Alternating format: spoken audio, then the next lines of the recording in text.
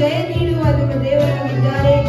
ನಮ್ಮ ಸೋಲಿನ ಸಂಕಟದಲ್ಲಿ ನಾವು ಪ್ರಾರ್ಥನೆ ಮಾಡುವಾಗ ದೇವರು ನಮಗೆ ಬಲವನ್ನು ನೀಡಿ ಅವರು ನಮ್ಮ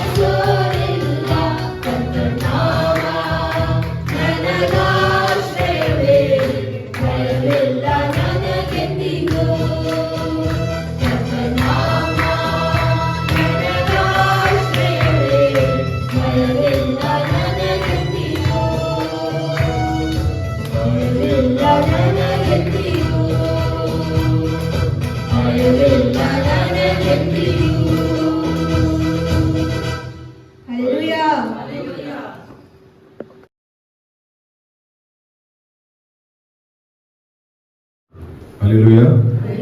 ದೇವರ ಪರಿಶುದ್ಧ ನಾಮಕ್ಕೆ ಉಂಟಾಗಲಿ. ಹೆಣ್ಣು ಮಕ್ಕಳ ದಿನದ ಅತಿ ಶುಭಾಶಯಗಳನ್ನು ನಾನು ಸಲ್ಲಿಸ್ತೇನೆ. ಇವತ್ತು ನಾವು ವಿಶೇಷವಾಗಿ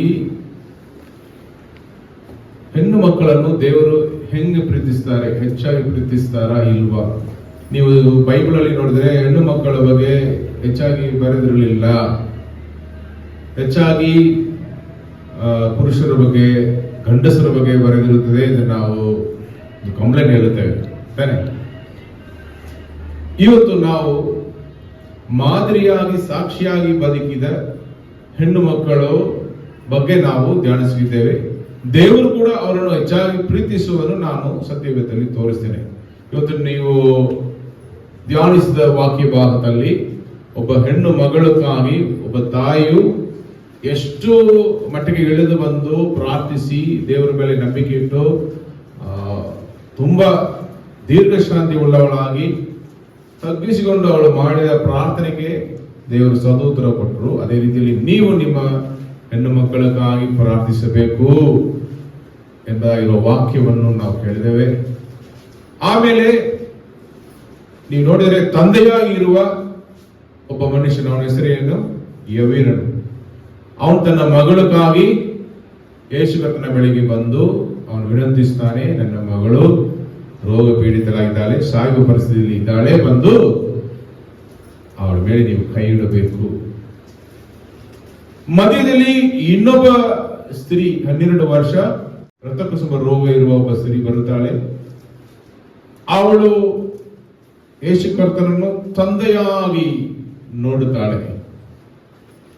ಎಲ್ಲರೂ ಆ ಒಂದು ಪರಿಸ್ಥಿತಿಯಲ್ಲಿ ಶುದ್ಧಾಚಾರಗಳಲ್ಲಿ, ಯಹೂದಿಯ ಮತ ಶುದ್ಧಾಚಾರಗಳಲ್ಲಿ ಅಂತವರು ಆ ಕುಟುಂಬದಿಂದ ಹೊರಗಡೆ ತಳ್ಳಿ ಬಿಡುತ್ತಾರೆ.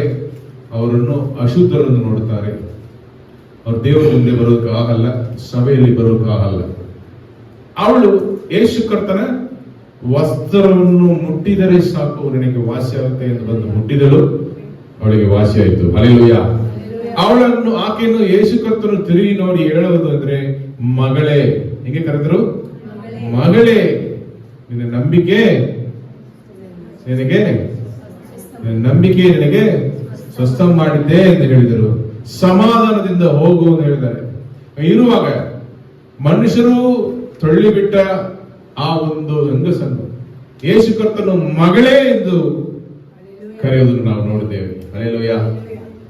ಹಳೆಯ ನಿಯಮದಲ್ಲಿ ಕೂಡ ಅರಣ್ಯಕಾಂಡ ಅಧ್ಯಾಯ 27 ನೋಡಿರಿ, ಒಂದು ವಾಕ್ಯ ಭಾಗ ಉಂಟು. ಅದನ್ನು ನಾವು ಇವತ್ತು ಒಂದ್ಸಾರಿ ನೋಡಿಬಿಟ್ಟು ನಾವು ಮುಂದುವರಿಯೋಣ.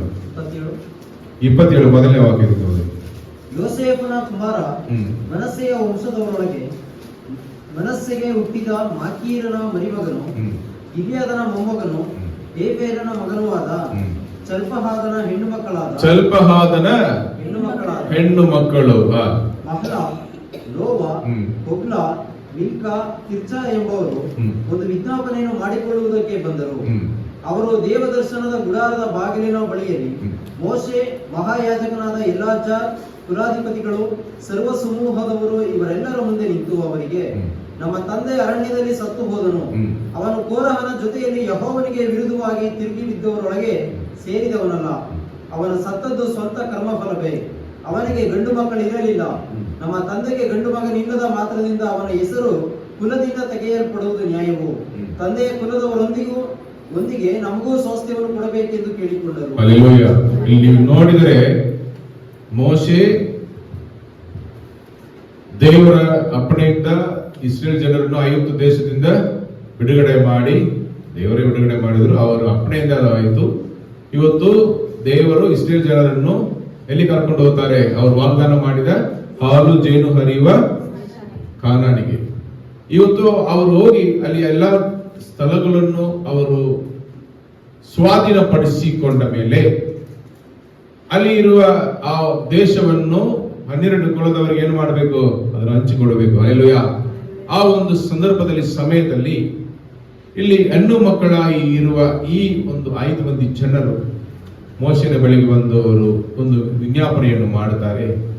ನಮ್ಮ ಕುಟುಂಬದಲ್ಲಿ ಗಂಡು ಮಕ್ಕಳಿಲ್ಲ, ಇರುವಾಗ ನಮಗೆ ಆ ಸ್ವಾಸ್ಥ್ಯವನ್ನು ನೀವು ಕೊಡಬೇಕು ಎಂದು ವಿನಂತಿಸುವಾಗ ದೇವರು ಹೆಂಗೆ ಆ ಪ್ರಾರ್ಥನೆಯ ವಿನ್ನಹವನ್ನು ಕೇಳಿ ಅವರು ಪ್ರತಿಯುತ್ತರ ಸದುತ್ತರ ಕೊಟ್ಟದನ್ನು ನಾವು ನೋಡೋಣ. ಮೋಶೆಯು ಅವರ ಪ್ರಾರ್ಥನೆಯನ್ನು ಯೆಹೋವನ ಬಳಿಯಲ್ಲಿ ವಿಚಾರಿಸಲಾಗಿ ಆತನು ಅವನಿಗೆ ಆಜ್ಞಾಪಿಸಿದ್ದೇನೆಂದ್ರೆ, ಚಲ್ಪಹಾದನ ಹೆಣ್ಣು ಮಕ್ಕಳು ಹೇಳುವುದು ನ್ಯಾಯ. ಅವರ ತಂದೆಯ ಕುಲದವರೊಂದಿಗೆ ಅವರಿಗೂ ನೀನು ಸ್ವಾಸ್ಥ್ಯವನ್ನು ಕೊಡಬೇಕು. Hallelujah, hallelujah. ಈ ಕಾಲದಲ್ಲಿ ಹೆಣ್ಣು ಮಕ್ಕಳಿಗೆ ನಾವು ಮದುವೆ ಮಾಡಿ ಅವರಿಗೆ ಒಡವೆ ಎಲ್ಲ ಹಾಕಿ ಕಳಿಸ್ಬಿಡುತ್ತಾರೆ. ಬಟ್ ಒಂದು ವೇಳೆ ಮನೆಯಲ್ಲಿ ಗಂಡು ಮಕ್ಕಳೇ ಇಲ್ಲ ಅಂದ್ರೆ ಹೆಣ್ಣು ಮಕ್ಕಳಿಗೂ ಸ್ವಾಸ್ಥ್ಯವನ್ನು ಕೊಡಬೇಕು, ಅವರಿಗೊಂದು ಭಾಗ ಕೊಡಬೇಕು ಅಂತ ಇಲ್ಲಿ ದೇವರು ಹೇಳುತ್ತಾರೆ. ತಂದೆಯ ಸ್ವಾಸ್ಥ್ಯವು ಅವರಿಗೆ ಬರಲಿ ಮತ್ತು ನೀನು ಇಸ್ರಾಯೇಲರಿಗೆ ಹೀಗೆ ಆಜ್ಞಾಪಿಸು, ಯಾವನಾದರೂ ಮಗನಿಲ್ಲದೆ ಸತ್ತರೆ ಅವನ ಸ್ವಾಸ್ಥ್ಯವು ಅವನ ಮಗಳಿಗೆ ಆಗಬೇಕು. Hallelujah, hallelujah. ಇದ್ರೆ ಇಬ್ಬರಿಗೂ ಕೊಡಬೇಕು, ಇಲ್ಲದಿದ್ರೆ ಮಗಳಿಗೆ ಅದು ಬರಬೇಕು. ಮಗಳು ಇಲ್ಲದ ಪಕ್ಷಕ್ಕೆ ಅವನ ಸ್ವಾಸ್ಥ್ಯವನ್ನು ಅವನ ಅಣ್ಣ ತಮ್ಮಂದಿರಿಗೆ ಕೊಡಬೇಕು. ಅಣ್ಣ ತಮ್ಮಂದಿರಿಲ್ಲದ ಪಕ್ಷಕ್ಕೆ ತಂದೆಯ ಅಣ್ಣ ತಮ್ಮಂದಿರಿಗೆ ಕೊಡಬೇಕು. ಇವರೂ ಇಲ್ಲದಿದ್ದರೆ ಕುಲದವರಲ್ಲಿ ಸಮೀಪ ಬಂಧುವಿಗೆ ಕೊಡಬೇಕು. ಇವರೇ ಅದನ್ನು ಅನುಭೋಗಿಸಲಿ. ಯೆಹೋವನು ಮೋಶೆಗೆ ಅಪ್ಪಣೆ ಮಾಡಿದ ಈ ತೀರ್ಮಾನವು ಇಸ್ರಾಯೇಲರಿಗೆ ನ್ಯಾಯವಿಧಿಯಾಗಿರಬೇಕು. ಹಲ್ಲೆಲೂಯಾ. ಇಲ್ಲಿ ದೇವರು ನ್ಯಾಯವನ್ನು ಮಾಡೋದನ್ನು ನಾವು ನೋಡ್ತೇವೆ. ಹಲ್ಲೆಲೂಯಾ. ಹೆಣ್ಣು ಮಕ್ಕಳ ಮೇಲೆ ನಿಜವಾದ ಪ್ರೀತಿ ಇದೆಯಾ ನೋಡಿದ್ರೆ ಹೌದು, ಖಂಡಿತವಾಗಿ ಅವರಿಗೆ ದೇವರಿಗೆ ಹೆಣ್ಣು ಮಕ್ಕಳ ಮೇಲೆ ಪ್ರೀತಿ ಇದೆ. ಹಲ್ಲೆಲೂಯಾ. ಅವರಿಗೆ ಸಿಕ್ಕಬೇಕಾಗಿರುವ ಸ್ವಾಸ್ಥ್ಯವನ್ನು ಅವರಿಗೆ ಕೊಟ್ಬಿಡು ಎಂದು ಅಲ್ಲಿ ದೇವರು ಹೇಳೋದ ಮುಖಾಂತರ ನಮಗೆ ಗೊತ್ತಾಗುತ್ತದೆ. ಹೆಣ್ಣು ಮಕ್ಕಳನ್ನು ದೇವರು ತಳ್ಳಿ ಬಿಡುವ ದೇವರಲ್ಲ, ಅವರನ್ನು ಅವರು ಹೆಚ್ಚಾಗಿ ಪ್ರೀತಿಸ್ತಾರೆ. ಈ ಕಾಲದಲ್ಲಿ ಸಭೆಗಳಲ್ಲಿ ನಾನು ಎಷ್ಟೋ ಸಭೆಗಳಿಗೆ ನಾನು ಹೋಗಿದೆ. ಇಲ್ಲಿ ಮಾತ್ರ ಅಲ್ಲ, ಗುಜರಾತ್ ಅಲ್ಲಿ, ಮಹಾರಾಷ್ಟ್ರದಲ್ಲಿ, ತಮಿಳುನಾಡಲ್ಲಿ, ಬೇರೆ ಇಲ್ಲಿ ಕೇರಳದಲ್ಲಿ ನೀವು ಹೆಣ್ಣು ಮಕ್ಕಳ ಸಭೆಯಲ್ಲಿ ಹೆಚ್ಚಾಗಿ ಇರುವುದನ್ನು ನೋಡಬಹುದು. ಅವ್ರ ಸೈಡ್ ಅಲ್ಲಿ ಹೆಚ್ಚಾಗಿ ಹೆಣ್ಣು ಮಕ್ಕಳು ಇರುವುದನ್ನು, ನಮ್ಮ ಗಂಡಸರ ಸೈಡ್ ಆಲ್ವೇಸ್ ವೀಕ್. ನಮ್ಮ ಸಭೆಯಲ್ಲಿ ಹಂಗೇನೆ. ಹಲ್ಲೆಲೂಯಾ. ಅವರೇ ತನ್ನ ಕುಟುಂಬಕ್ಕಾಗಿ, ತನ್ನ ಮಕ್ಕಳಕ್ಕಾಗಿ ಅವರು ಜವಾಬ್ದಾರಿಯಿಂದ ಸಭೆಯಲ್ಲಿ ಬಂದು ದೇವರನ್ನು ಹುಡುಕಿ ಬಂದು ಪ್ರಾರ್ಥನೆ ಮಾಡುವವರಾಗಿದ್ದಾರೆ. ಹಲ್ಲೆಲೂಯಾ. ಆದ್ರಿಂದ ನಾನು ಇವತ್ತು ನಾನು ಹೆಣ್ಣು ಮಕ್ಕಳ ಜೊತೆಗೆ ಹುಟ್ಟಿದವನಲ್ಲ. ನನ್ನ ತಾಯಿ ನನಗೆ ಒಂದು ದೊಡ್ಡ ಮಾದರಿಯಾಗಿಲ್ಲ, ಅವರ ಪ್ರೀತಿ ನನಗೆ ಹೆಚ್ಚಾಗಿ ಸಿಕ್ಕಿರಲಿಲ್ಲ. ಬಟ್ ನನಗೆ ಮದುವೆ ಆದ ಮೇಲೆ ನನ್ನ ಹೆಂಡತಿ, ಅವರ ತಾಯಿ, ಅವರ ಇಬ್ಬರ ಜೀವನವನ್ನು, ಅವರ ಪರಿಶುದ್ಧ ಜೀವನ, ಅವರ ಪ್ರಾರ್ಥನೆಯ ಜೀವನ, ಅವರ ಸಾಕ್ಷಿ ಜೀವನವನ್ನು ನಾನು ನೋಡಿ ಹೆಣ್ಣು ಮಕ್ಕಳ ಮೇಲೆ ಮರ್ಯಾದೆ ಕೊಡೋಕೆ ನಾನು ಪ್ರಾರಂಭಿಸಿದೆ. ಹಲ್ಲೆಲೂಯಾ. ಆದ್ರಿಂದ ದೇವರು ಅವರನ್ನು ಹೆಂಗೆ ಪ್ರೀತಿಸ್ತಾರೆ, ಒಂದು ಹೆಣ್ಣು ಮಕ್ಕಳು ಹೆಂಗೆ ಬದುಕಬೇಕು ಅದನ್ನು ಇವತ್ತು ನಾವು ಸತ್ಯವೇದ ಮುಖಾಂತರ ಧ್ಯಾನಿಸಿದ್ದೇವೆ. ಇವತ್ತು ದೇವರು ನಮಗೆ ದಯಪಾಲಿಸಿಕೊಟ್ಟಿರುವ ಸತ್ಯವೇದ ವಾಕ್ಯದ ಭಾಗ ರೂತಳ ಚರಿತ್ರೆ ಪುಸ್ತಕ ಅಧ್ಯಾಯ 1-4 ನಾವು ನೋಡುತ್ತಿದ್ದೇವೆ. ಇದರಲ್ಲಿ ದೇವರು ನಮ್ಮ ಜೊತೆಗೆ ಮಾತನಾಡಲು ಬಯಸುವ ಕಾರ್ಯ ಎಂದರೆ, ನವೋಮಿಯ ಒಳ್ಳೆಯ ಮಗಳು ರೂತಳು. ಹೇಗೆ ಅಂತ ನೀವು ಕೇಳಬಹುದು. ನಾನು ಒಂದು ವಾಕ್ಯವನ್ನು ತೋರಿಸಲು ಬಯಸ್ತೇನೆ. ರೂತಳು ಅಧ್ಯಾಯ 4 ವಾಕ್ಯ 15. ನಿನ್ನನ್ನು ಉಜ್ಜೀವಿಸ ಮಾಡುವನು, ವೃದ್ಧಾಪ್ಯದಲ್ಲಿ ನಿನಗೆ ಸಂರಕ್ಷಕನಾಗಿರುವನು, ನಿನ್ನನ್ನು ಬಹಳವಾಗಿ ಪ್ರೀತಿಸುತ್ತಾ 7 ಮಂದಿ ಮಕ್ಕಳಿಗಿಂತ ನಿನಗೆ ಉತ್ತಮಳಾಗಿರುವಳು, ನಿನ್ನ ಸೊಸೆಯು ಇವನನ್ನು ಹೆತ್ತಾಳು ಎಂದು ಹೇಳಿದರು. ಹಲ್ಲೆಲೂಯಾ. ಇದರಲ್ಲಿ ಆ ವಾಕ್ಯದಲ್ಲಿ ನಿನ್ನನ್ನು ಬಹಳವಾಗಿ ಪ್ರೀತಿಸುತ್ತಾ 7 ಮಂದಿ ಮಕ್ಕಳಿಗಿಂತ ನಿನಗೆ ಉತ್ತಮಳಾಗಿರುವ ನಿನ್ನ ಸೊಸೆಯು. ಒಂದು ವೇಳೆ ನಿನಗೆ 7 ಮಂದಿ ಗಂಡು ಮಕ್ಕಳಿದ್ದರು, ಅವರು ಕೂಡ ನಿನಗೆ ಈ ರೀತಿಯಲ್ಲಿ ನಿನ್ನನ್ನು ಪ್ರೀತಿ ಮಾಡಕ್ಕೆ ಆಗಲ್ಲ. ಅದಕ್ಕಿಂತ ಹೆಚ್ಚಾಗಿ ನಿನಗೆ ಪ್ರೀತಿಯನ್ನು ತೋರಿಸಿದ ನಿನ್ನ ಮಗಳು. ಹಲ್ಲೆಲೂಯಾ. ಮಗನ ಸ್ಥಳದಲ್ಲಿ ಸೊಸೆ ಬಂದರೆ ಅವರು ಯಾರಾಗಿದ್ದಾರೆ? ಮಗಳಾಗಿ ಇರುತ್ತಾಳೆ. ಹಲ್ಲೆಲೂಯಾ. ಈ ಕಾಲದಲ್ಲಿ ಅತ್ತೆ ಸೊಸೆ ಜಗಳನೇ ಹೆಚ್ಚಾಗಿರುವುದು. ಸೀರಿಯಲ್ಸ್ ಅಲ್ಲಿ ನೋಡಿದರೆ, ಈ ಟಿವಿ ಸೀರಿಯಲ್ ಹೆಚ್ಚಾಗಿ ತೋರಿಸಿ ಹಣ ಸಂಪಾದನೆ ನಡೀತಾ ಇರುವುದು ಅತ್ತೆ ಸೊಸೆ ಸ್ಟೋರೀಸ್. ಈ ಸತ್ಯವೇದ ಭಾಗವನ್ನು ಧ್ಯಾನಿಸಿ ಅದನ್ನು ಅನುಸರಿಸಿ ಒಬ್ಬ ಮನೆಯಲ್ಲಿ ಅತ್ತೆಯು ಸೊಸೆಯು ತಾಯಿ ಮಗಳಾಗಿದ್ದರೆ ಆ ಮನೆಯಲ್ಲಿ ಸಮಸ್ಯೆನೇ ಇರಲ್ಲ. ಹಲ್ಲೆಲೂಯಾ. ಎಲ್ಲ ಸಮಾಧಾನಕರವಾಗಿರುವುದು. ಹಲ್ಲೆಲೂಯಾ. ಆದ್ದರಿಂದ ಇವತ್ತು ಈ ಸೊಸೆ ಹೇಗೆ ಮಗಳಾದಳು, ಈ ಅತ್ತೆ ಹೆಂಗೆ ತಾಯಾದಳು, ಅದನ್ನು ನಾವು ಸತ್ಯವೇದದಲ್ಲಿ ನಾವು ನೋಡುತ್ತಿದ್ದೇವೆ. ಬನ್ನಿ ಮೊದಲ ಅಧ್ಯಾಯ ಮೊದಲನೇ ವಾಕ್ಯದಿಂದ ನಾವು ಧ್ಯಾನಿಸೋಣ. ನ್ಯಾಯಸ್ಥಾಪಕರು ಹ್ಮ್. ಮಾಡುತ್ತಿದ್ದಾಗ ಹ್ಮ್. ದೇಶದಲ್ಲಿ ಬರ ಬಂದದರಿಂದ ಹ್ಮ್. ಯೆಹೂದ ಪ್ರಾಂತದ ಬೆತ್ಲೆಹೇಮಿನವನೊಬ್ಬನು ತನ್ನ ಹೆಂಡತಿ ಇಬ್ಬರು ಕುಮಾರರು ಇವರ ಸಹಿತವಾಗಿ ಮೋವಾಬ್ ದೇಶದಲ್ಲಿ ವಾಸ ಮಾಡಬೇಕೆಂದು ಹೊರಟು ಹೋದನು. ಇಲ್ಲಿ ನ್ಯಾಯಸ್ಥಾಪಕರು ಆಳುತ್ತಾ ಇರುವಾಗ ಅಂತ ನೀವು ನೋಡಿದ್ರೆ, ನ್ಯಾಯಸ್ಥಾಪಕರ ಕಾಲದಲ್ಲಿ ಎಲ್ಲ ಇಸ್ರೇಲ್ ಜನರಿಗೂ ಅವರವರ ಭಾಗ ಸ್ವಾಸ್ಥ್ಯವನ್ನು ಸಿಕ್ಕಿತ್ತು. ಆಮೇಲೆ ದೇವರು ಹೇಳಿದರು, ನಾವು ನಿಮ್ಮನ್ನು ಅನ್ಯ ಜನರ ದೇಶದಲ್ಲಿ ಕರ್ಕೊಂಡು ಹೋಗಿ ಅವರ ಸ್ವಾಸ್ಥ್ಯವನ್ನು ಅವರ ಕೈಯಿಂದ ತೆಗೆದು ನಿಮ್ಗೆ ಕೊಡ್ತೇನೆ. ಆದರೂ ನೀವು ಅವರ ಮಧ್ಯದಲ್ಲಿ ಬದುಕ್ತಾ ಇರುವಾಗ ಅವರ ಹಾಗೆ ವಿಗ್ರಹಾರಾಧನೆ, ಪಾಪಗಳು, ವ್ಯಭಿಚಾರವು, ಕಳ್ಳತನವು, ಕೊಲೆಯು, ಸುಳ್ಳುಸಾಕ್ಷಿ ಹೇಳದೆ ನೀವು ನನ್ನ ಸ್ವಕೀಯ ಜನರಾಗಿ, ಪರಿಶುದ್ಧ ಜಾತಿಯಾಗಿ, ಪ್ರೀತಿಯನ್ನು ಹಂಚಿಕೊಳ್ಳುವವರಾಗಿ, ನನ್ನ ಸ್ವಭಾವಗಳನ್ನು ಇದರಲ್ಲಿ ತೋರಿಸುವವರಾಗಿ ಬದುಕಬೇಕು. ಅದಕ್ಕೋಸ್ಕರ ನನ್ನ ಮಹಿಮೆಗಾಗಿ ಆರಿಸಲ್ಪಟ್ಟ ಜನರು ನಿಮ್ಮ ಮುಖಾಂತರ ಇಡೀ ಲೋಕಕ್ಕೆ ನಾನು ಆಶೀರ್ವಾದವಾಗಿರುವ ಲೋಕದ ರಕ್ಷಣೆಯನ್ನು ತರಲಿಕ್ಕಿದ್ದೇನೆ. ಆದ್ದರಿಂದ ನೀವು ಈ ರೀತಿಯಲ್ಲಿ ಬದುಕಬೇಕು ಅಂತ ಹೇಳಿದರು. ಆದರೂ ಈ ಜನರು ಏನ್ ಮಾಡಿದರು?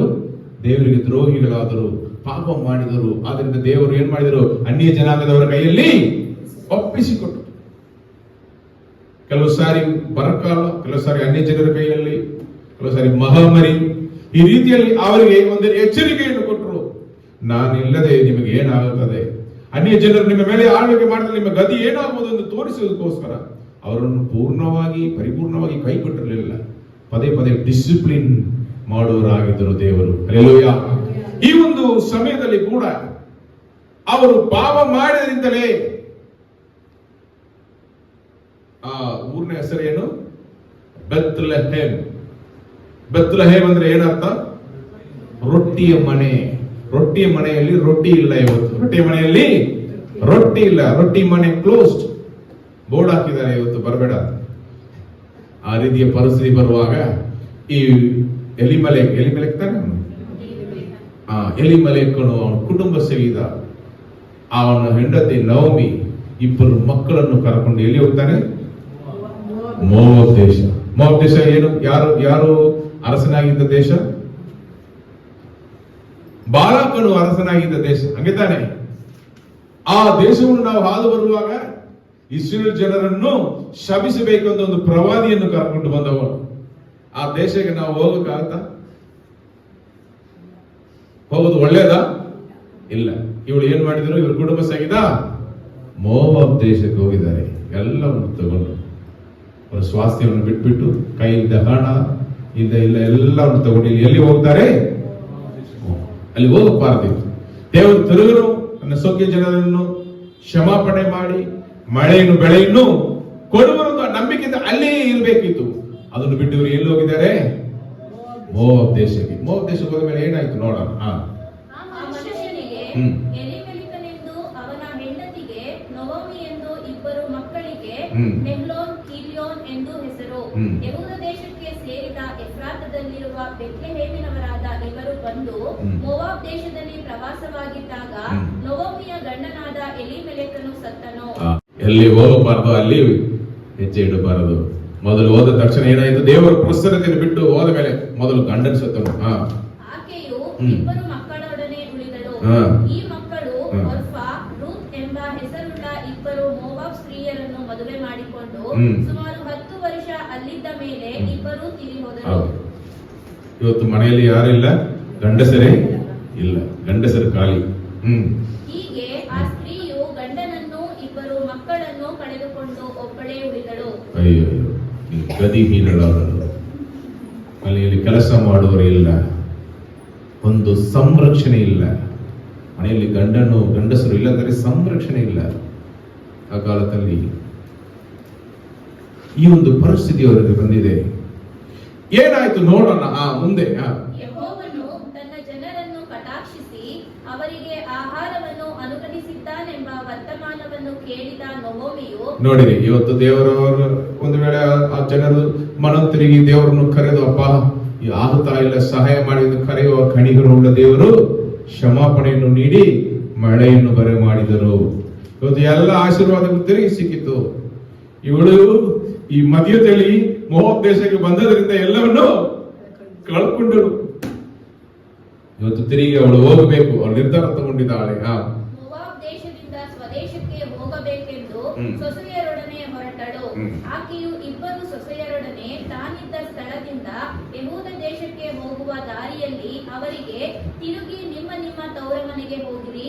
ನೀವು ನನ್ನನ್ನು ಮರಣ ಹೊಂದಿದ ನನ್ನ ಮಕ್ಕಳನ್ನು ಪ್ರೀತಿಸಿದಂತೆ ಯೆಹೋವನು ನಿಮ್ಮನ್ನು ಪ್ರೀತಿಸಿ ನಿಮಗೆ ಕೃಪೆ ಮಾಡಲಿ. ನೀವಿಬ್ಬರು ಮದುವೆಯಾಗಿ ಗಂಡನ ಮನೆಯಲ್ಲಿ ವಿಶ್ರಾಂತಿಯಿಂದಿರುವಂತೆ ಯೆಹೋವನು ಅನುಗ್ರಹಿಸಲಿ ಎಂದು ಹೇಳಿ ಅವರನ್ನು ಮುದ್ದಿಟ್ಟಳು. ಆಗ ಅವರು ಗಟ್ಟಿಯಾಗಿ ಅತ್ತು, ನಾವು ನಿನ್ನ ಜೊತೆಯಲ್ಲೇ ನಿನ್ನ ಸ್ವಜನರ ಬಳಿಗೆ ಬರುತ್ತೇವೆ ಅನ್ನಲು, ಆಕೆಯು, ನನ್ನ ಮಕ್ಕಳೇ, ನೀವು ನನ್ನೊಡನೆ ಬರುವುದೇಕೆ?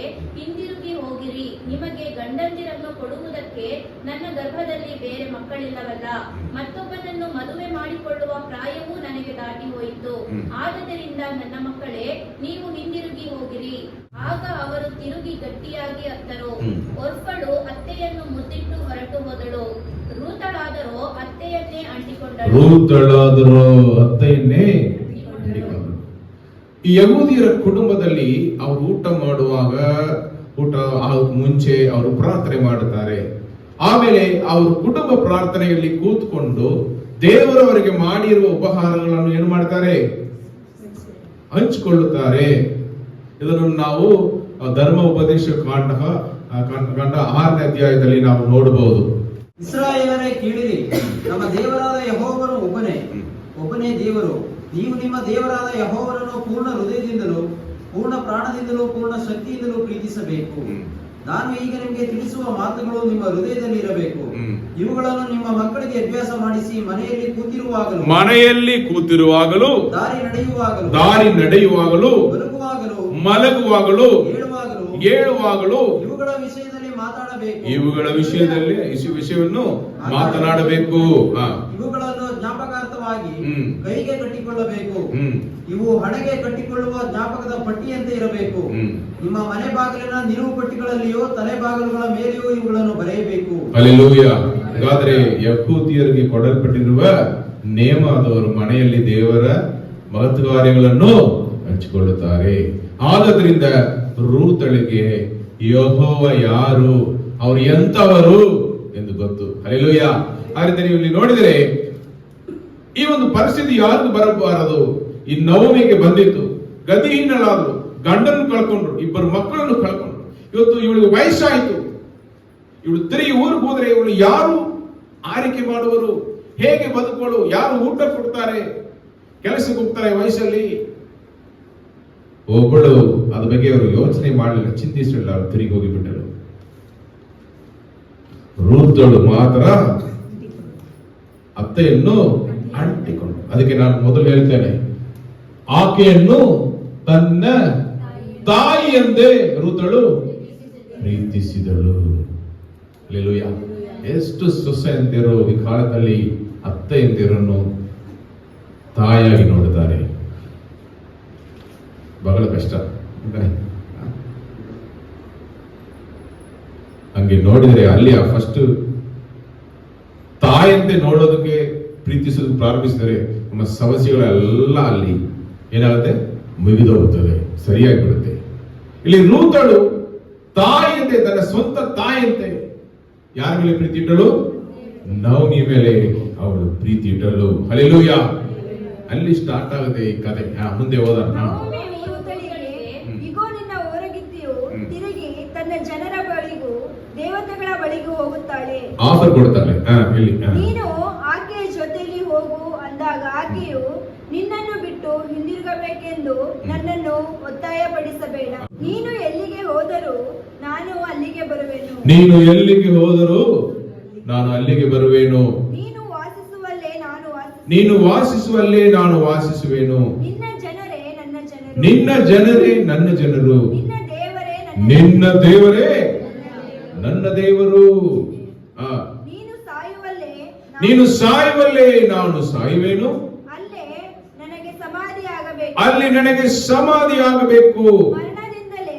ಮರಣ ಇದಲ್ಲದೆ ನಾನು ನಿನ್ನನ್ನು ಅಗಲಿದರೆ ಯೆಹೋವನು ನನಗೆ ಬೇಕಾದದ್ದನ್ನು ಮಾಡಲಿ ಯೆಹೋವನು ನನಗೆ ಬೇಕಾದನ್ನು ಮಾಡಲಿ ಅಂತೇಳು. ಹಲ್ಲೆಲೂಯ. ಎರಡನೇ ಪಾಯಿಂಟ್ ಹೋದ್ರೆ, ಎಲ್ಲರೂ ಕೈ ಬಿಟ್ಟಾಗ ರೂತಳು ನವೇ ಜೊತೆ ಇರಲು ನಿರ್ಧಾರ ತಗೊಂಡಳು. ಹಲ್ಲೆಲೂಯ. ಎಲ್ಲರೂ ಕೈ ಬಿಟ್ರು, ಯಾರು ಇಲ್ಲ.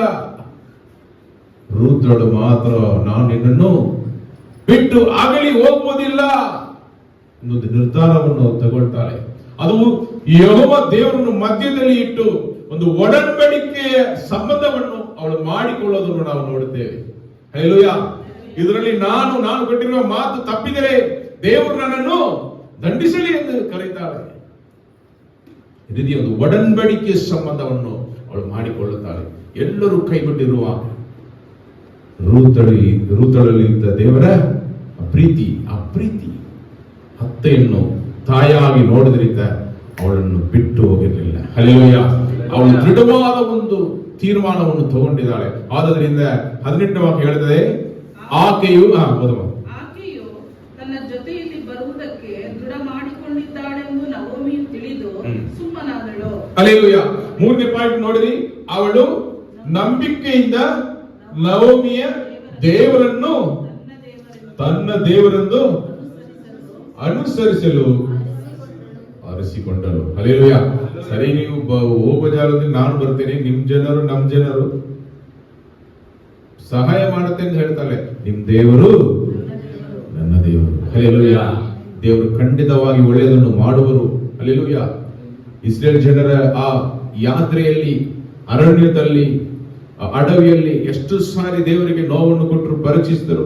ಆದರೂ ಅಲ್ಲಿ ದೇವರು ಕೈ ಬಿಟ್ಟಿರಲಿಲ್ಲ ಎಂದು ಖಂಡಿತವಾಗಿ ಮನೆಯಲ್ಲಿ ಪ್ರಾರ್ಥಿಸುವಾಗ ಅವಳು ಹಂಚಿಕೊಂಡಿರಬೇಕಿತ್ತು. ಯಾರು? ನವೋಮಿ.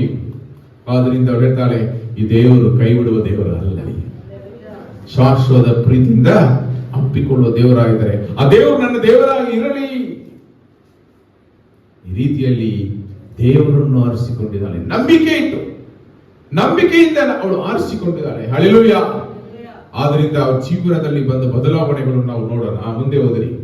ಹಾಗೆಯೇ ಪ್ರಯಾಣ ಮಾಡಿಕೊಂಡು ಅವರಿಬ್ಬರು ಬೆತ್ಲೆಹೇಮಿಗೆ ಬಂದು ಊರೊಳಕ್ಕೆ ಹೋದಾಗ ಅಲ್ಲೆಲ್ಲ ಗದ್ದಲವಾಯಿತು. ಸ್ತ್ರೀಯರು ಈಕೆಯು ನವೋಮಿಯಲ್ಲವೋ ಎಂದು ಮಾತನಾಡತೊಡಗಲು ಆಕೆಯು ಅವರಿಗೆ, ನನ್ನನ್ನು ನವೋಮಿ ಎಂದು ಕರೆಯಬೇಡಿರಿ, ಸರ್ವಶಕ್ತನು ನನ್ನನ್ನು ಬಹಳವಾಗಿ ದುಃಖಪಡಿಸಿದ್ದಾನೆ. ಭಾಗ್ಯವಂತಳಾಗಿ ಹೋದೆನು, ಯೆಹೋವನು ನನ್ನನ್ನು ಗತಿಹೀನಳನ್ನಾಗಿ ಬರಮಾಡಿದನು. ಇಲ್ಲಿ ಯೆಹೋವನೇ ಎಲ್ಲ ಮಾಡ್ತಾ ಇರುವುದು.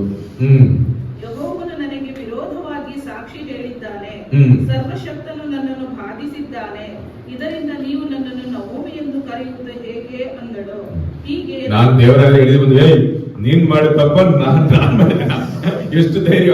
ನೀನ್ ಯಾಕೆ ನನ್ನ ಸ್ಥಳವನ್ನು ಬಿಟ್ಟು ಹೋದೆ, ನಾನು ಕೊಟ್ಟ ಸ್ವಾಸ್ಥ್ಯವನ್ನು ಬಿಟ್ಟು ಹೋದೆ, ಅಲ್ಲಿ ಹೋಗಿ ಎಲ್ಲ ಏಟು ಪಡ್ಕೊಂಡು ಆ 3 ಸಾರಿ ಹೇಳಿಬಿಟ್ಟೆ, ಯೆಹೋವನು ಮಾಡಿದ್ರು, ನಾನೇನು ಮಾಡಿದೆ ಅಂತ ಹೇಳಿಬಿಡುತ್ತೆ. ದೇವರು ಎಷ್ಟು ಪ್ರೀತಿ ಸ್ವರೂಪಿಯಾಗಿರುವ ದೇವರು ಏನು ಉತ್ತರ ಕೊಟ್ಟಿಲ್ಲ. ಅವ್ರ ಪ್ರೀತಿಯನ್ನೇ ತೋರಿಸ್ತಾ ಇದ್ದದನ್ನು ನಾವು ಈ ವಾಕ್ಯ ಭಾಗದಲ್ಲಿ ನೋಡಬಹುದು. ಮುಂದೆ ಹೋದ್ರಿ. ಹೀಗೆ ನವೋಮಿಯು ಮೋವಾಬ್ಯಳು ತನ್ನ ಸೊಸೆಯು ಆದ ರೂತಳೊಡನೆ ಬೆತ್ಲೆಹೇಮಿಗೆ ಬಂದರು. ಆಗ ಜವೆಗೋದಿಯ ಸುಗ್ಗಿ ಪ್ರಾರಂಭವಾಗಿತ್ತು. ಹಲ್ಲೆಲೂಯ. ಇದರಲ್ಲಿ ಒಂದು ಹಿಂಟ್ ಕೊಡ್ತಾನೆ ಈ ಬುಕ್ ಅನ್ನು ಬರೆದಿರುವ ಸಾಮುವೇಲನು. ಹಲ್ಲೆಲೂಯ. ಹಿಂಟ್. ಈ ಪರಿಸ್ಥಿತಿ ಈ ರೀತಿಯಲ್ಲಿ ಇದೆ, ಆದರೂ ಜವೆಗೋದಿಯ ಸುಗ್ಗಿಯ ಕಾಲ ಪ್ರಾರಂಭವಾಯಿತು. ಹಲ್ಲೆಲೂಯ. ಇವತ್ತು ಅವರಿಗೆ ಊಟ ಬೇಕು. ಯಾರು ಕೊಡ್ತಾರೆ? ವಯಸ್ಸಾಯ್ತು, ಕೆಲಸಕ್ಕೆ ಹೋಗೋದು ಆಗಲ್ಲ. ಅವ್ರು ಹೋಗಿ ಕೆಲಸ ಮಾಡಿ ಸಂಪಾದನೆ ಮಾಡುವಷ್ಟು ಶರೀರದಲ್ಲಿ ಬಲ ಇಲ್ಲ.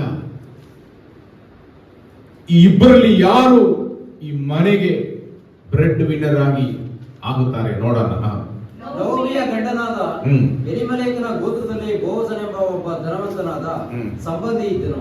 ಮೋವಾಬ್ಯಳಾದ ರೂತಳು ನವೋಮಿಗೆ, ನಾನು ಹೋಗಿ ಯಾವನು ನನಗೆ ದಯ ತೋರಿಸುವನು ಅವನ ಹೊಲದಲ್ಲಿ ಅಕ್ಕಲತನೆಗಳನ್ನು ಕೂಡಿಸಿಕೊಂಡು ಬರುವೆನು ಅಂದಳು. ಅದಕ್ಕವಳು, ನನ್ನ ಮಗಳೇ ಹೋಗು ಎನ್ನಲು ಆಕೆಯು ದೈವಯೋಗದಿಂದ ಎಲಿಮೆಲೆಕನ ಗೋತ್ರದವನಾದ. ಹಲ್ಲೆಲೂಯ. ಇಲ್ಲಿ ನೋಡಿದರೆ ರೂತಳು ಸುಮ್ಮನೆ ಮನೆಯಲ್ಲಿ ಕೂತ್ಕೊಂಡು ಮೊಬೈಲ್ ಅಲ್ಲಿ ನೋಡಿಕೊಂಡು, ಟಿವಿ ನೋಡಿಕೊಂಡು, ಮಲೆಕೊಂಡು ಸುಮ್ಮನೆ ಸಮಯ ಕಳೀತಾ ಇರುವ ಹೆಂಗಸರಲ್ಲಿ ಒಬ್ಬಳ ಅಲ್ಲರಿ. ಹಲ್ಲೆಲೂಯಾ. ತನ್ನ ಅತ್ತೆಯನ್ನು ತಾಯಿಯಂತೆ ಅವಳು ಪ್ರೀತಿಸಿದರಿಂದ ನೀವು ಬರಬೇಡಿರಿ, ನೀವು ಮನೆಯಲ್ಲಿರಿ, ನಾನು ಏನಾದ್ರೂ ಹೋಗಿ ನಮಗೆ ದೇವರ ಕೃಪೆಯಿಂದ ಏನಾದ್ರೂ ಸಿಕ್ಕಿದರೆ ನಾನು ತರುತ್ತೇನೆ, ನಾವು ಒಟ್ಟಿಗೆ ನಾವು ಅಡಿಗೆ ಮಾಡಿ ನಾವು ಊಟ ಮಾಡೋಣ ಅನ್ಕೊಂಡು ಆ ಕಾಲದಲ್ಲಿ ದೇವರ ಕಟ್ಟಳೆಗಳನ್ನು ಅನುಸರಿಸಿ ದೊಡ್ಡ ದೊಡ್ಡ ಶ್ರೀಮಂತರ ಹೊಲೆಯಲ್ಲಿ ಹೋಗಿ ಕೆಲಸ ಮಾಡ್ತಾ ಇರುವವರಿಗೆ ಸಂಬಳ. ಆದರೂ ಅನಾಥರಾಗಿ ಬೆದರಿರು ಅನಾಥರು ಅವ್ರು ಬಂದ್ರೆ ಇವರು ಏನು ಮಾಡಬೇಕು? ಆ ಸಿವುಡುಗಳಲ್ಲಿ ಸ್ವಲ್ಪವನ್ನು ತೆಗೆದು ಅವರಿಗೋಸ್ಕರ ಬಿಡಬೇಕು. ಅವರು ತಗೊಂಡು ಹೋಗುತ್ತಾರೆ. ಆ ರೀತಿಯಲ್ಲಿ ದೇವರು ಅವರ ಮೇಲೆ ಕರುಣೆಯನ್ನು ದಯೆಯನ್ನು ತೋರಿಸಬೇಕು ಎಂದು ಕಟ್ಟಳೆಯಲ್ಲಿ ಬರೆದಿದ್ದಾರೆ. ಆದ ಕಾರಣ ಇವರು ಹೇಳ್ತಾರೆ, ನಾನು ಅಲ್ಲಿ ಹೊಲೆಯಲ್ಲಿ ಹೋಗಿ ಈ ರೀತಿಯಲ್ಲಿ ಬಡವರಿಗೆ ಅವ್ರು ಏನ್ ಮಾಡ್ತಾರೆ, ದಯೆ ತೋರಿಸ್ತಾರಲ್ಲ, ಅದನ್ನು ನಾನು ಏನ್ ಮಾಡ್ತೇನೆ, ಅಕ್ಕಲಾಯ್ದುಕೊಂಡು ಬರುತ್ತೇನೆ ಎಂದು ತನ್ನನ್ನು ತಗ್ಗಿಸಿಕೊಳ್ಳುತ್ತಾಳೆ. ನಾನು ಹೆಂಗೆ ಹೋಗುವುದು, ನಾನು ಹೇಗೆ ಹೋಗಿ ಕೆಲಸ ಮಾಡುವುದು, ನನಗೆ ಅವಮಾನ, ಶೇಮ್ ಶೇಮ್ ಪಪ್ಪಿ ಶೇಮ್ ಹಂಗೆಲ್ಲ ಹೇಳಿದೆ. ಅವಳು ಏನ್ ಮಾಡ್ತಾಳೆ, ಏನು ಸ್ಥಿತಿಗೆ ಹೋಗ್ಬೇಕು ಎಂದು ಇದೆಯೋ, ನಾನು ಹೀನ ಸ್ಥಿತಿಗೆ ಹೋಗಬೇಕಾದ ಒಂದು ಪರಿಸ್ಥಿತಿ ಬಂದರೂ ಕೂಡ ಆ ಒಂದು ಕೆಲಸವನ್ನು ಮಾಡಕ್ಕೆ ನಿಮಗೋಸ್ಕರ, ಯಾರಿಗೋಸ್ಕರ, ತನ್ನ ಅತ್ತೆ ತಾಯಿಯಾಗಿ ಪ್ರೀತಿಸಿದ್ದ ಅವ್ರಿಗೋಸ್ಕರ ಎಷ್ಟು ಎಳೆದು ನಾನು ತಗ್ಗಿಸಿಕೊಂಡು ಕೆಲಸ ಮಾಡೋಕೆ ಹೋಗಬೇಕಾದರೂ ನಾನು ಹೋಗುತ್ತೇನೆ. ಅದೇ ನಿಜವಾದ ಪ್ರೀತಿ. ಹಲ್ಲೆಲೂಯಾ. ಅಲ್ಲೋದಾಳೆ, ಸರಿ ಹೋಗಮ್ಮ. ಈ ರೀತಿಯಲ್ಲಿ ಅವಳಲ್ಲಿ ಪ್ರೀತಿ ಇದ್ದದರಿಂದ ದೇವರು ಕೂಡ ಎಷ್ಟು ಕರುಣೆಯನ್ನು ತೋರಿಸ್ತಾರೆ. ಅವರ ಚಿತ್ತ ಪ್ರಕಾರ, ದೇವರ ಚಿತ್ತ ಅನುಸಾರವಾಗಿ ಅವರು ಎಲ್ಲಿ ಅವಳನ್ನು ಕರಕೊಂಡು ಹೋಗಬೇಕು ಎಂದು ದೇವರು ಉದ್ದೇಶ ಮಾಡಿದರು, ಅಲ್ಲಿ ಬೋವಾಜಿನ ಹೊಲೆಗೆ ಅವಳನ್ನು ಕರ್ಕೊಂಡು ಹೋಗುತ್ತಾರೆ. ಹಲ್ಲೆಲೂಯಾ. ಮುಂದೆ ಆಗ ಬೋವಜನು ಬೆತ್ಲೆಹೇಮಿನಿಂದ ಹೊಲಕ್ಕೆ ಬಂದು ಕೊಯ್ಯುವವರಿಗೆ, ಯೆಹೋವನು ನಿಮ್ಮ ಸಂಗಡ ಇರಲಿ ಅಂದನು. ಹಲ್ಲೆಲೂಯಾ. ಇಲ್ಲಿ ಪಾಯಿಂಟ್ ನೋಡಿಬಿಡಿ. ರೂತಳು ತನ್ನನ್ನು ತಗ್ಗಿಸಿಕೊಂಡು ಹೊಲದಲ್ಲಿ ಕೆಲಸ ಮಾಡುವ ಮೂಲಕ ನವಮಿಗೆ ಜೀವನೋಪಾಯವನ್ನು ತಂದುಕೊಟ್ಟಳು. ಹಲ್ಲೆಲೂಯಾ. ಓದಮ್ಮ. ಅವರು, ಯೆಹೋವನು ನಿಮ್ಮನ್ನು ಆಶೀರ್ವದಿಸಲಿ ಎಂದು ಹಾರೈಸಿದರು. ಬೋವಜನು ಕೊಯ್ಯುವವರ ಮೇಲಿರಿಸಿದ ತನ್ನ ಸೇವಕನನ್ನು, ಇವಳು ಯಾರ ಹುಡುಗಿ ಎಂದು ಕೇಳಿದಕ್ಕೆ ಅವನು, ನೊವೊಮಿಯ ಸಂಗಡ ಬಂದ ಮೋವಾಬ್ ಸ್ತ್ರೀಯು, ಇವಳು ಕೊಯ್ಯುವವರ ಹಿಂದಿನಿಂದ ಸಿವುಡುಗಳ ಮಧ್ಯದಲ್ಲಿ ಹಕ್ಕಲಾಯ್ದುಕೊಳ್ಳುವ ಹಾಗೆ ತನಗೆ ಅಪ್ಪಣೆ ಆಗಬೇಕೆಂದು ಕೇಳಿಕೊಂಡಳು. ಈಕೆಯು ಮನೆಯಲ್ಲಿ ಹೆಚ್ಚಾಗಿ ಕಾಲ ಕಳೆಯಲಿಲ್ಲ. ಬೆಳಿಗ್ಗೆ ಬಂದವಳು ಇನ್ನೂ ಇಲ್ಲೇ ಇದ್ದಾಳೆ ಅಂದನು. ಹಲ್ಲೆಲೂಯಾ. ಅವರ ಬಗ್ಗೆ ಒಳ್ಳೆಯ ಸಾಕ್ಷಿ ಅದು. ಹಲ್ಲೆಲೂಯಾ. ಮನೆಯಲ್ಲಿ ಹೆಚ್ಚಾಗಿ ಮೊಬೈಲ್ ಅಲ್ಲಿ ಟಿವಿ ಮುಂದೆ ಕೂತ್ಕೊಂಡು ಕಾಲ ಕಳೆಯುವಲ್ಲ, ಕಾರ್ಯಶೀಲಿ. ಕಾರ್ಯಶೀಲ ಏನ್ ಹೇಳ್ತಾರೆ ಅದನ್ನು? ಕಾರ್ಯಶೀಲಿ. ಹಲ್ಲೆಲೂಯಾ. Active woman. ಆಗ ಬೋವಜನು ರೂತಳಿಗೆ, ನನ್ನ ಮಗಳೇ ಕೇಳು, ನನ್ನ ಹೊಲವನ್ನು ಬಿಟ್ಟು ಬೇರೆಯವರ ಹೊಲಕ್ಕೆ ಹೋಗಬೇಡ. ನನ್ನ ಹೆಣ್ಣಾಳುಗಳ ಜೊತೆಯಲ್ಲೇ ಇದ್ದುಕೊಂಡು ನನ್ನ ಆಳುಗಳು ಕೊಯ್ಯುವುದಕ್ಕೋಸ್ಕರ ಯಾವ ಹೊಲಕ್ಕೆ ಹೋಗುತ್ತಾರೋ ಆ ಹೊಲಕ್ಕೆ ನೀನು ಹೋಗು. ನಿನ್ನನ್ನು ಯಾರು ಮುಟ್ಟಬಾರದೆಂದು ನನ್ನ ಸೇವಕರಿಗೆ ಅಪ್ಪಣೆ ಕೊಟ್ಟಿದ್ದೇನೆ. ನಿನಗೆ ದಾಹವಾದರೆ ನನ್ನ ಸೇವಕರೇ ನೀರು ತಂದು ತುಂಬಿಸಿದ ನೀರಿನ ಪಾತ್ರೆಗಳ ಬಳಿಗೆ ಹೋಗಿ ಕುಡಿ ಎಂದು ಹೇಳಿದನು. ರೂತಳು ಅವನಿಗೆ ಸಾಷ್ಟಾಂಗ ನಮಸ್ಕಾರ ಮಾಡಿ, ಪರದೇಶಿಯಾದ ನನ್ನಲ್ಲಿ ಇಷ್ಟು ಕಟಾಕ್ಷವೇಕೆ ಅನ್ನಲು, ಬೋವಜನು, ನಿನ್ನ ಗಂಡನು ಸತ್ತ ಮೇಲೆ ನೀನು ಅತ್ತೆಯನ್ನು ಪ್ರೀತಿಸಿ ತಂದೆ ತಾಯಿಗಳನ್ನು ಸ್ವದೇಶವನ್ನು ಬಿಟ್ಟು ನೀನು ಈವರೆಗೂ ಅರಿಯದ ಜನರ ಬಳಿಗೆ ಬಂದಿರುವೆ ಎಂಬುದು ನನಗೆ ಚೆನ್ನಾಗಿ ಗೊತ್ತಾಗಿದೆ. ನಿನ್ನ ಗಂಡನ್ನು ಸತ್ತ ಮೇಲೆ ನೀನು ಅತ್ತೆಯನ್ನು ತಾಯಾಗಿ ಪ್ರೀತಿಸಿ ತಂದೆ ತಾಯಿಗಳನ್ನು ಸ್ವದೇಶವನ್ನು ಬಿಟ್ಟು ನೀನು ಈವರೆಗೂ ಅರಿಯದ ಜನರ ಬಳಿಗೆ ಬಂದಿರುವೆ ಎಂಬುದು ನನಗೆ ಚೆನ್ನಾಗಿ ಗೊತ್ತಾಗಿದೆ. ನೀನು ಮಾಡಿದ ಉಪಕಾರಕ್ಕೆ ಪ್ರತಿಯಾಗಿ ಯೆಹೋವನು ನಿನಗೆ ಉಪಕಾರ ಮಾಡಲಿ. ನೀನು ಯಾವುದರ ರೆಕ್ಕೆಗಳ ಮರೆಯನ್ನು ಆಶ್ರಯಿಸಿಕೊಳ್ಳ ಬಂದಿಯೋ ಆ ಇಸ್ರೇಲ್ ದೇವರಾದ ಯೆಹೋವನು ನಿನಗೆ ಉತ್ತಮವಾದ ಪ್ರತಿಫಲವನ್ನು ಅನುಗ್ರಹಿಸಲಿ ಎಂದು ಆಶೀರ್ವದಿಸಿದರು.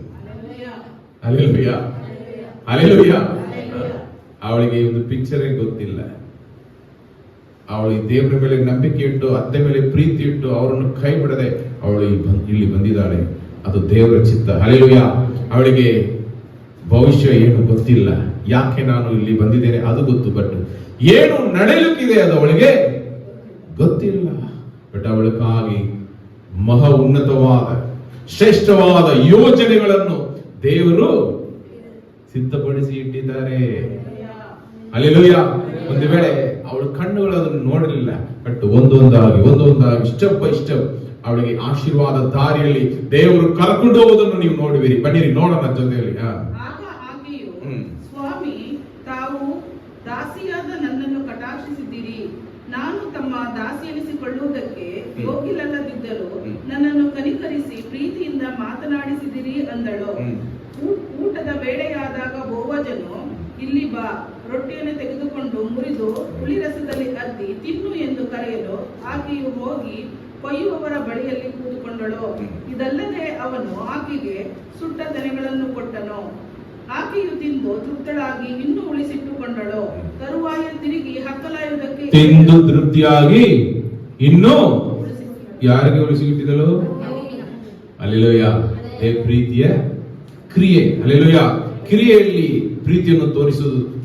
ನೀವು ಕೆಲವೊಂದು ಮನೆಗಳಲ್ಲಿ ತಾಯಂದಿರು ಯಾರಾದ್ರೂ ಒಬ್ಬರು ಒಳ್ಳೆಯ ಒಂದು ಸ್ವೀಟು ಏನಾದ್ರು ಕೊಟ್ಟರು, ಚೂರು ಟೇಸ್ಟ್ ಮಾಡಿಬಿಟ್ಟು ಮಡಿಸಿ ಏನಾಗ್ತಾರೆ, ಬ್ಯಾಗಲ್ಲಿ ಹಾಕೊಳ್ತಾರೆ. ಯಾಕಂದ್ರೆ ಹೋಗಿ ಮನೆಯಲ್ಲಿ ಇರುವ ಮಕ್ಕಳಿಗೆ ಕೊಡಬೇಕು.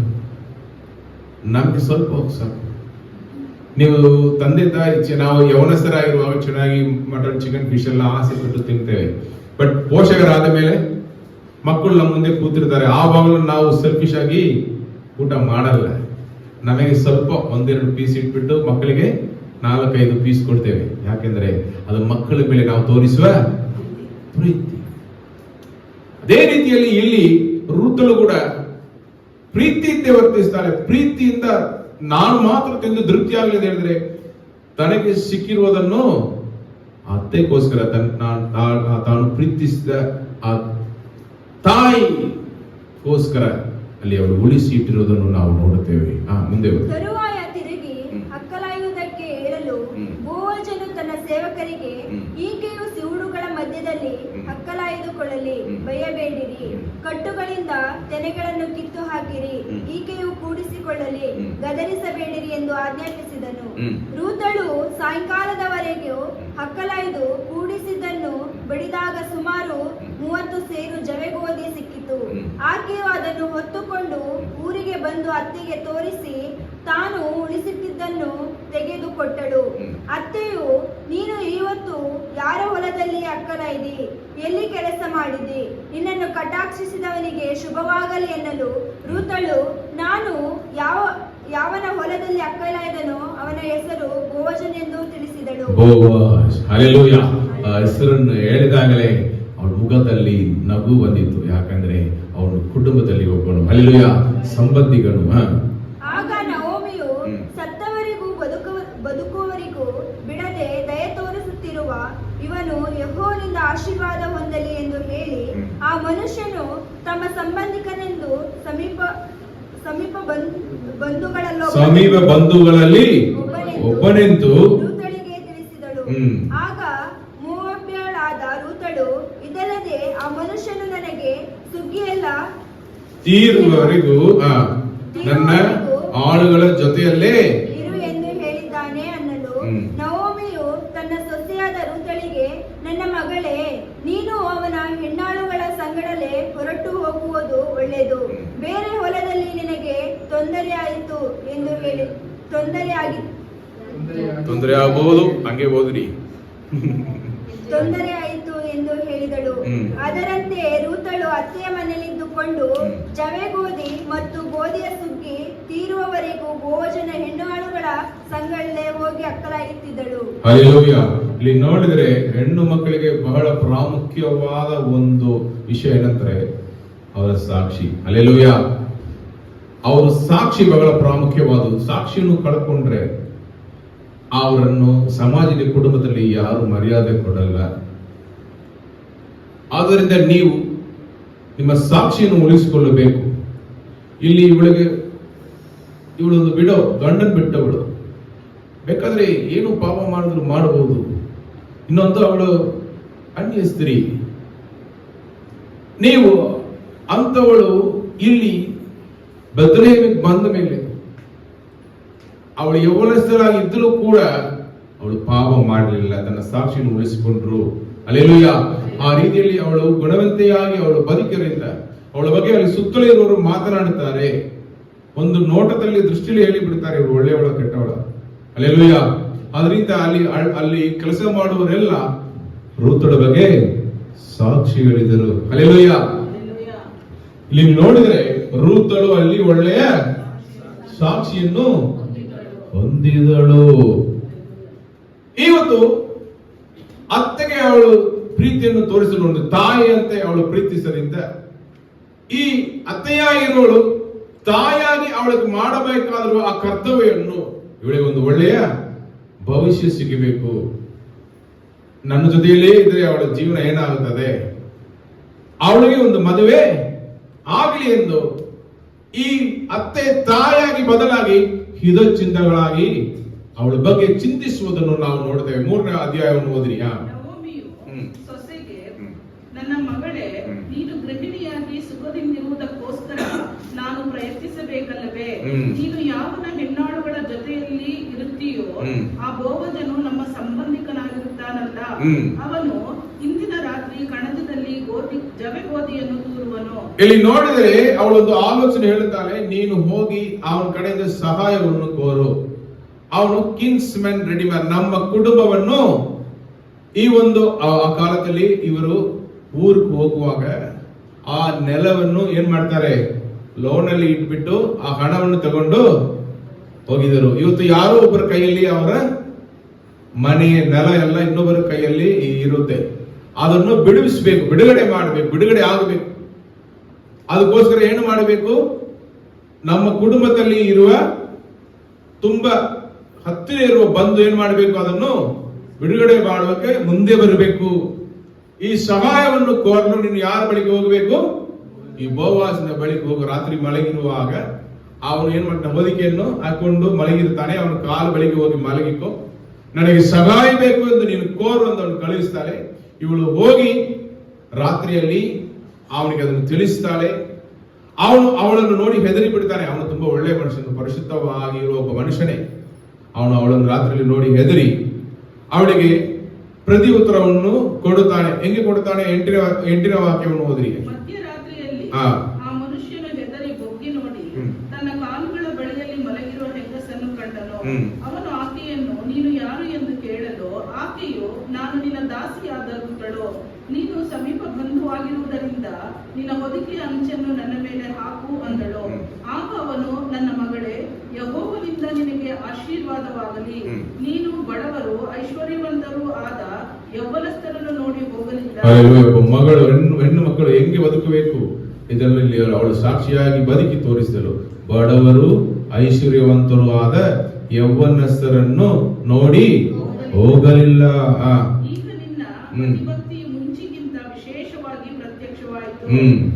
ನನ್ನ ಮಗಳೇ, ಈಗ ಭಯಪಡಬೇಡ. ನೀನು ಗುಣವತಿ ಎಂಬುದು ಊರಿನವರೆಲ್ಲರಿಗೂ ಗೊತ್ತಿದೆ. ಹಲ್ಲೆಲೂಯಾ. ಹೇಳಬಾರ್ದ?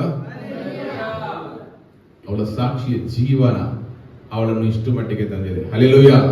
ಮೇಲೆ ತಂದಿದೆ, ಸುಮ್ಮನೆ ಅಲ್ಲ. ಎಲ್ಲರೂ ಹೇಳುತ್ತಾರೆ ಅವಳು ಗುಣವಂತೆ. ಈ ರೀತಿಯಲ್ಲಿ ನಾವು ಬದುಕಬೇಕು, ಹೆಣ್ಣು ಮಕ್ಕಳಾಗಿರೋ ನಾವು ಬದುಕಬೇಕು.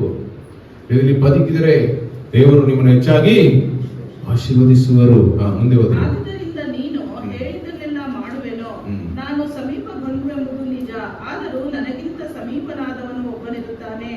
ಈ ರಾತ್ರಿ ಇಲ್ಲೇ ಇರೋ, ನಾಳೆ ಅವನು ಮೈದುನ ಧರ್ಮವನ್ನು ನಡೆಸಿದರೆ ಸರಿ, ಇಲ್ಲವಾದರೆ ಯೆಹೋವನಾಣೆ ನಾನೇ ಅದನ್ನು ನಡೆಸುವೆನೋ. ಬೆಳಗಾಗುವ ತನಕ ಇಲ್ಲೇ ಮಲಗಿಕೋ ಎಂದು ಹೇಳಿದನು. ಆಕೆಯು ಆವರೆಗೂ ಅವನ ಕಾಲುಗಳ ಬಳಿಯಲ್ಲೇ ಮಲಗಿಕೊಂಡಿದ್ದಳು. ಒಬ್ಬ ಹೆಂಗಸು ಕಣಕ್ಕೆ ಬಂದಿದ್ದಳೆಂಬುದು ಯಾರಿಗೂ ಗೊತ್ತಾಗಬಾರದೆಂದು ಅವನು ಹೇಳಿದ್ದರಿಂದ ಗುರುತು ಹಿಡಿಯಲಾರದಷ್ಟು ಕತ್ತಲಿರುವಾಗಲೇ ಆಕೆಯು ಎದ್ದಳು. ಆಗ ಅವನು ಆಕೆಗೆ, ನಿನ್ನ ಕಂಬಳಿಯನ್ನು ಹಾಸು ಎಂದು ಹೇಳಿ ಆಕೆ ಹಾಸಲು ಅದರಲ್ಲಿ 6 ಪಡಿ ಜವಗೋದಿಯನ್ನು ಹಾಕಿ ಹೊರಿಸಿದನು. ಆಕೆಯು ಊರೊಳಕ್ಕೆ ಹೋಗಿ ಅತ್ತೆಯ ಬಳಿಗೆ ಬಂದಾಗ ಅತ್ತೆಯು, ನನ್ನ ಮಗಳೇ, ನಿನ್ನ ಕಾರ್ಯವೇನಾಯಿತು ಎಂದು ಕೇಳಲು, ನೋಡಿರಿ, ಅವಳಿಗೆ ನಿದ್ರೆ ಬಂದಿಲ್ಲ. ಹೋಗಿದಾಳಲ್ಲ, ಒಳ್ಳೇದಾಯ್ತಾ, ದೇವರು ಒಳ್ಳೇದು ಮಾಡಿದ್ರ, ಒಂದು ತಾಯಿ ಅಂತೆ ಪ್ರೀತಿಯನ್ನು ಅವಳಿಗೆ ತೋರಿಸ್ತಾ ಇದ್ದಾಳೆ. ನೋಡಿರಿ, ಆಕೆಯು ಆ ಮನುಷ್ಯನು ನಡೆಸಿದ್ದೆಲ್ಲವನ್ನು ಹೆಂಗೆ ಕರೆದಳು? ಸೊಸೆ ಅಂತ ಕರೆದ್ರ, ಮಗಳಂತ ಕರೆದ್ರ? Hallelujah, hallelujah. ನೀನು ಬರಿಗೈಯಿಂದ ಅತ್ತೆಯ ಬಳಿಗೆ ಹೋಗಬಾರದೆಂದು ಹೇಳಿ ಈ 6 ಪಡಿ ಜವೆಗೋದಿಯನ್ನು ಕೊಟ್ಟನು ಅಂದಳು. ಅತ್ತೆಯು, ನನ್ನ ಮಗಳೇ, ಈ ಕಾರ್ಯವು ಹೇಗಾಗುವುದೆಂದು ಗೊತ್ತಾಗುವವರೆಗೂ ಸುಮ್ಮನಿರು. ಈ ಹೊತ್ತು ಅದನ್ನು ಇತ್ಯರ್ಥಪಡಿಸುವವರೆಗೆ ಅವನಿಗೆ ಸಮಾಧಾನವಿರಲಾರದು ಎಂದು ಹೇಳಿದಳು. ಹಲ್ಲೆಲೂಯಾ. ನೀವು 4ನೇ ಅಧ್ಯಾಯ ನೋಡುವಾಗ ಬೋವಾಜನು ಏನ್ ಮಾಡ್ತಾನೆ? ಊರು ಬಾಗಿಲಲ್ಲಿ ನ್ಯಾಯಸ್ಥಾನ, ಪಂಚಾಯತ್ ನಡೀತಾ ಇರುವ ಸ್ಥಳದಲ್ಲಿ ಎಲ್ಲ ಹಿರಿಯರನ್ನು ಕರೀತಾನೆ. ಆಮೇಲೆ ಆ ಸಮೀಪ ಬಂದನ್ನು ಕರೆದು ಅವನ ಹತ್ರ ಈ ವಿಷಯವನ್ನು ತಿಳಿಸುತ್ತಾನೆ. ಅವನು ಈ ಹೊಲವನ್ನು ಖರೀದಿ ಮಾಡಿಕೊಳ್ಳಬೇಕಾದ್ರೆ ಜೊತೆಯಲ್ಲಿ ರೂತಲನ್ನು ಮದುವೆ ಮಾಡಿಕೊಳ್ಳಬೇಕು. ಆಲ್ರೆಡಿ ಅವನಿಗೆ ಮದುವೆ ಆಯ್ತು. ಆದ್ರಿಂದ ಅವನು ಏನ್ ಹೇಳಿದನು? ನನ್ನಿಂದ ಆಗಲ್ಲಪ್ಪ ಅಂತ ಹೇಳಿದನು. ಆಮೇಲೆ ನೆಕ್ಸ್ಟ್ ಲೈನ್ ಅಲ್ಲಿ ಯಾರು ಬರ್ತಾರೆ? ಬೋವಾಜನು ಬರ್ತಾನೆ. ಹಲ್ಲೆಲೂಯಾ. ಬೋವಾಜನು ಏನು ಹೇಳಿದನು? 9ನೇ ವಾಕ್ಯ. ಆಗ ಬೋವಜನು ಹಿರಿಯರಿಗೂ ಎಲ್ಲಾ ಜನರಿಗೂ, ನಾನು ಎಲಿಮೆಲೆಕ್, ಕಿಲ್ಯೋನ್, ಮೆಹಲೋನ್ ಎಂಬವರಿಗೆ ಇದ್ದದನ್ನೆಲ್ಲ ನವಮಿಯಿಂದ ತೆಗೆದುಕೊಂಡಿದ್ದೇನೆ. ಹೊಲದ ಖಾತೆಯು ಸತ್ತು ಹೋದ ಮೆಹಲೋನನ ಹೆಸರಿನಲ್ಲಿ ನಿಂತು ಅವನ ಬಂಧುಗಳಲ್ಲಿಯೂ ಊರಲ್ಲಿಯೂ ಅವನ ಸಂತಾನ ಉಳಿಯುವಂತೆ ಮೋವಾಬ್ಯಳು ಅವನ ಹೆಂಡತಿಯೂ ಆದ ರೂತಳನ್ನು ಹೆಂಡತಿಯಾಗಿ ತೆಗೆದುಕೊಂಡಿದ್ದೇನೆ. ಇದಕ್ಕೆ ನೀವು ಸಾಕ್ಷಿಗಳು ಎಂದು ಹೇಳಿದ್ದಕ್ಕೆ ಊರು ಬಾಗಿಲಲ್ಲಿ ಕೂಡಿದ್ದ ಹಿರಿಯರು ಎಲ್ಲಾ ಜನರು, ಹೌದು, ನಾವು ಸಾಕ್ಷಿಗಳು. ಯೆಹೋವನು ಇಸ್ರಾಯೇಲನ ಮನೆಯನ್ನು ಕಟ್ಟಿದ ರಾಹೇಲ್, ಲೇಯಾ ಎಂಬ ಸ್ತ್ರೀಯರನ್ನು ಹೇಗೋ ಹಾಗೆಯೇ ನಿನ್ನ ಮನೆಗೆ ಬರುವ ಈ ಸ್ತ್ರೀಯನ್ನು ಅಭಿವೃದ್ಧಿಪಡಿಸಲಿ. ಎಫ್ರಾತದಲ್ಲಿ ಸತ್ಕಾರ್ಯವನ್ನು ಮಾಡು, ಬೇತ್ಲೆಹೇಮಿನಲ್ಲಿ ಘನವಂತನಾಗು. ಯೆಹೋವನು ಈ ಸ್ತ್ರೀಯ ಮೂಲಕ ನಿನಗೆ ಅನುಗ್ರಹಿಸುವ ಸಂತಾನದಿಂದ ನಿನ್ನ ಮನೆಯ ಯೆಹೂದನಿಗೆ ತಾಮಾರಳಿಂದ ಹುಟ್ಟಿದ ಪೆರೆಚನ ಮನೆಗೆ ಸಮಾನವಾಗಲಿ ಎಂದರು. Hallelujah, hallelujah. ಇಬ್ಬರು ಮದುವೆ ಆಯಿತು. 13ನೇ ವಾಕ್ಯ. ಬೋವಜನು ರೂತಳನ್ನು ಹೆಂಡತಿಯನ್ನಾಗಿ ಪರಿಗ್ರಹಿಸಿ ಕೂಡಲು ಆಕೆಯು ಯೆಹೋವನ ಅನುಗ್ರಹದಿಂದ ಗರ್ಭಿಣಿಯಾಗಿ ಮಗನನ್ನು ಹೆತ್ತಳು. ಆಗ ಹೆಂಗಸರು ನವಮಿಗೆ, ಈ ಹೊತ್ತು ನಿನಗೆ ಬಾಧ್ಯಸ್ಥನನ್ನು ದಯಪಾಲಿಸಿದ ಯೆಹೋವನಿಗೆ ಸ್ತೋತ್ರವಾಗಲಿ. ಹಲ್ಲೆಲೂಯಾ. ನವಮಿ ಇವತ್ತು ಹೇಳಲ್ಲ, ಗದಿಹೀನಳು, ನನ್ನ ಮೇಲೆ ನನಗೆ ವಿರೋಧವಾಗಿ ದೇವರಿದ್ದಾನೆ, ಯೆಹೋವನಿದ್ದಾನೆ ಎಂದು ಇನ್ನು ಮುಂದೆ ಹೇಳೋದಿಗೆ ಒಂದು ಅವಕಾಶ ಇಲ್ಲ. ಅವಳು ಎಷ್ಟು ದೇವರಿಗೆ ವಿರೋಧವಾಗಿ ಮಾತನಾಡ್ತಿದ್ರು, ಗುಣಗುಟ್ಟಿದರು. ಆದ್ರೂ ದೇವರು ಒಂದು ಚೂರು ಕೂಡ ಅವಳ ಮೇಲೆ ಕೋಪವನ್ನು ತೋರಿಸಲಿಲ್ಲ. ಯಾಕಂದ್ರೆ ಅವರು ಕನಿಕರವನ್ನು ತೋರಿಸುವ ದೇವರಾಗಿದ್ದಾರೆ. ಹಲ್ಲೆಲೂಯಾ. ಒಂದ್ ದಿವಸ ಬಂದೇ ಬರುತ್ತೆ, ನಾನು ನಿನ್ನ ಕಣ್ಣೀರನ್ನು ಒರೆಸುವೆನು. ಇನ್ನು ತಪ್ಪು ಮಾಡಿ ಹೋದೆ, ಆದ್ರೂ ನಾನು ನಿನ್ನನ್ನು ಕೈ ಬಿಡುವುದಿಲ್ಲ. ಹಲ್ಲೆಲೂಯಾ. ಆ ರೀತಿಯಲ್ಲಿ ಅವಳ ಕಣ್ಣೀರನ್ನು ಒರೆಸಿದ ದೇವರು. ನೀವು ಮುಂದೆ ಹೋದ್ರಿ, ಈ ಮಗನು ಇಸ್ರಾಯೇಲರಲ್ಲಿ ಹೆಸರು ಹೊಂದಲಿ, ಇವನು ನಿನ್ನನ್ನು ಉಜ್ಜೀವಿಸ ಮಾಡುವನು, ವೃದ್ಧಾಪ್ಯದಲ್ಲಿ ನಿನಗೆ ಸಂರಕ್ಷಕನಾಗಿರುವನು. ಸಂರಕ್ಷಣೆ. ನಿನ್ನನ್ನು ಬಹಳವಾಗಿ ಪ್ರೀತಿಸುತ್ತಾ, ನಿನ್ನನ್ನು ಬಹಳವಾಗಿ ಪ್ರೀತಿಸುತ್ತಾ, 7 ಮಂದಿ ಮಕ್ಕಳಿಗಿಂತ ನಿನಗೆ ಉತ್ತಮಳಾಗಿರುವ ನಿನ್ನ ಸೊಸೆಯು, ನಿನ್ನ ಮಗಳು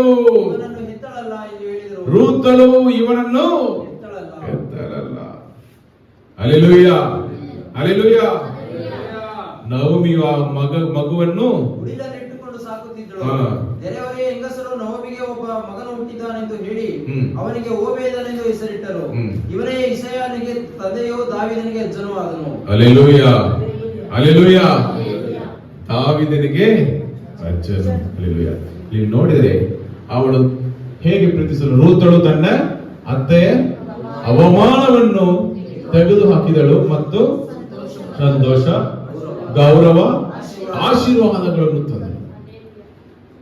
ಒಬ್ಬ ಅನ್ಯ ಸ್ತ್ರೀ ಆ ಕಾಲದಲ್ಲಿ ಯೆಹೋವನಿಗೆ ವಿರೋಧವಾಗಿ ದ್ರೋಹ ಮಾಡಿ ಪಾಪ ಮಾಡಿದ ಇಸ್ರಾಯೇಲ್ಯರ ಮಧ್ಯದಲ್ಲಿ ಒಬ್ಬ ಅನ್ಯ ಸ್ತ್ರೀ ಪಾಠವನ್ನು ಹೇಳಿಕೊಡುವಳಾಗಿದ್ದಳು ಇಸ್ರಾಯೇಲ್ ಜನರಿಗೆ. ಹಲ್ಲೆಲೂಯಾ. ಈ ರೀತಿಯಲ್ಲಿ ದೇವರನ್ನು ಹಿಂಬಾಲಿಸಬೇಕು. ಎಷ್ಟು ಕಷ್ಟಗಳು ಸಮಸ್ಯೆಗಳು ಬಂದರೂ ಅವರನ್ನು ಬಿಟ್ಟು ಅಗಲಿ ಹೋಗಬಾರದು. ಅದು ನವಮಿಗೂ ರೂತಳು ಹೇಳಿಕೊಟ್ಟ ಒಂದು ಪಾಠ. ಹಲ್ಲೆಲೂಯಾ. ಅವರು ಕೈ ಬಿಡುವುದೇ ಇಲ್ಲ. ನಾವು ಒಂದು ವೇಳೆ ಪಾಪ ಮಾಡಿರ್ಬೋದು, ದೇವರ ಕೋಪ ನಮ್ಮ ಮೇಲೆ ಬಂದಿದೆ, ಬರಗಾಲವನ್ನು ಕಳುಹಿಸಿದ್ದಾರೆ, ಬೇರೆ ಮಹಾಮಾರಿ, ಯುದ್ಧ, ನಾವು ಇದರಿಗೆ ದಾಸರಾಗಿ ಬಿಟ್ಟೇವೆ. ಆದರೂ ಅಲ್ಲಿಯೂ ದೇವರ ಕರುಣೆ, ಅವರ ಪ್ರೀತಿ ಬದಲಾಗುವುದೇ ಇಲ್ಲ. ಶಾಶ್ವತ ಪ್ರೀತಿಯಿಂದ ನಮ್ಮನ್ನು ಅಪ್ಪಿಕೊಂಡಿರುವ ದೇವರು ಅವರು ನಮ್ಮ ಜೊತೆಗೆ ಒಡಂಬಡಿಕೆ ಮಾಡಿಕೊಂಡಿದ್ದಾರೆ. ಹಲ್ಲೆಲೂಯಾ. ನಮಗಾಗಿ ಪ್ರಾಣ ಕೊಟ್ಟು ನಮ್ಮ ಪಾಪಗಳನ್ನು ಕ್ಷಮಿಸಿದವರು, ಪರಿಶುದ್ಧ ರಕ್ತವನ್ನು ಸುರಿಸಿದ್ದಾರೆ, ನಮಗಾಗಿ ನೋವು, ಅವಮಾನ ಎಲ್ಲ ಮರಣವನ್ನು ಅನುಭವಿಸಿದ್ದಾರೆ. ಹಾಗೆ ಇರುವ ದೇವರು ನಮ್ಮನ್ನು ಕೈ ಬಿಡುತ್ತಾರಾ? ಹಳೆಯ ನಿಯಮದಲ್ಲಿ ಅವರು ನೋಡಿದ ದೇವರೇ ಅಷ್ಟು ಪ್ರೀತಿ ಸ್ವರೂಪಿಯಾಗಿರುವ ದೇವರಾಗಿದ್ದರೆ, ಇವತ್ತು ಯೇಸು ಕರ್ತನಲ್ಲಿ ತನ್ನನ್ನು ತೋರ್ಪಡಿಸಿಕೊಂಡ ತಂದೆಯಾದ ದೇವರು ಎಷ್ಟು ಹೆಚ್ಚಾದ ಪ್ರೀತಿಯನ್ನು ನಮ್ಮ ಮೇಲೆ ಇಟ್ಟಿರ್ತಾರೆ. ಹಲ್ಲೆಲೂಯಾ. ಆದ್ರಿಂದ ನೀವು ದೇವರ ಮೇಲೆ ಇರುವ ನಂಬಿಕೆಯನ್ನು ನೀವು ಬಿಟ್ಟು ಬಿಡಬೇಡಿರಿ. ಹಲ್ಲೆಲೂಯಾ. ಇಲ್ಲಿ ನೋಡಿದರೆ ಅವಳು ಸೊಸೆಯಾಗಿ ಇಲ್ಲ, ಮಗಳಾಗಿ ಬದಲಾದಳು ರೂತಳು. ಇಲ್ಲಿ ಅವಳು ಮಗಳಾಗಿ ಪ್ರೀತಿಯನ್ನು ತೋರಿಸಿದರಿಂದ ಅತ್ತೆಯಾಗಿದ್ದವಳು ಸೊಸೆಯನ್ನು ಮಗಳಾಗಿ ಸ್ವೀಕರಿಸಿಕೊಂಡಳು. ಹಲ್ಲೆಲೂಯಾ. ಪದೇ ಪದೇ ಕರೀತಾನೆ, ಮಗಳು ಮಗಳು. ನಿನಗೆ ಏಳು ಮಂದಿ ಗಂಡು ಮಕ್ಕಳಿದ್ದರು, ಅದು ಇವಳಿಗೆ ಸಮಾನವಾಗಿ ಇಲ್ಲ. ಹಲ್ಲೆಲೂಯಾ. ಅವರು ಮಾಡಬೇಕಾದಕ್ಕಿಂತ ಹೆಚ್ಚಾಗಿ ಇವಳು ನಿನಗೆ ಸಂತೋಷವನ್ನು, ಸಮಾಧಾನವನ್ನು, ಗೌರವವನ್ನು, ಆಶೀರ್ವಾದಗಳನ್ನು ನಿನ್ನ ಜೀವನದಲ್ಲಿ ತಂದುಕೊಟ್ಟಿದ್ದಾರೆ.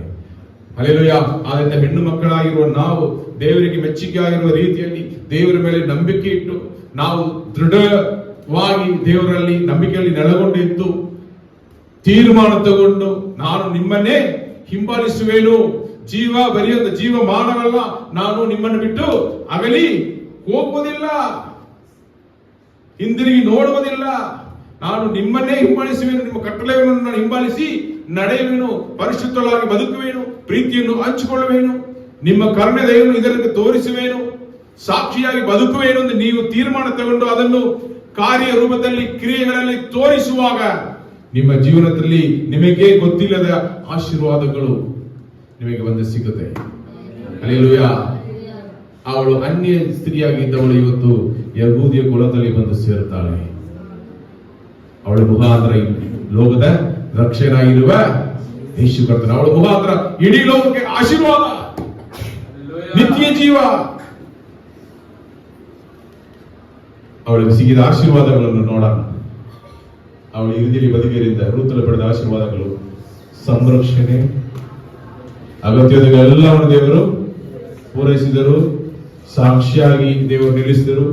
ಅವಳಿಗೆ ಮದುವೆ ಆಯಿತು, ಮಕ್ಕಳು ಕೊಟ್ಟರು, ಆಸ್ತಿ ಕೊಟ್ಟರು, ಪ್ರಖ್ಯಾತಿ, ಫೇಮಸ್ ಆ ಸ್ಥಳದಲ್ಲಿ, ರಕ್ಷಣೆ, ಅನೇಕರಿಗೆ ಆಶೀರ್ವಾದ ನಿಧಿಯಾದ.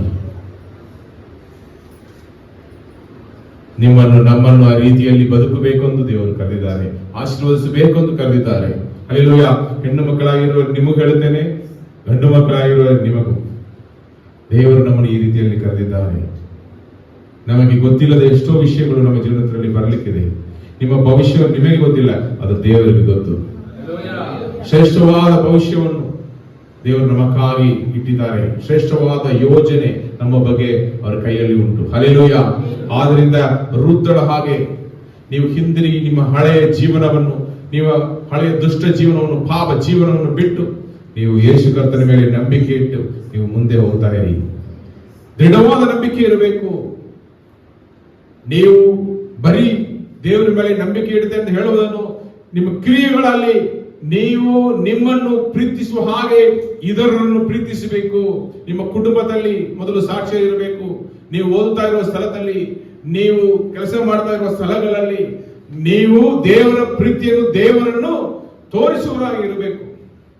ನಿಮ್ಮ ಸಾಕ್ಷಿ ಬಹಳ ಮುಖ್ಯ. ಹಲ್ಲೆಲೂಯಾ.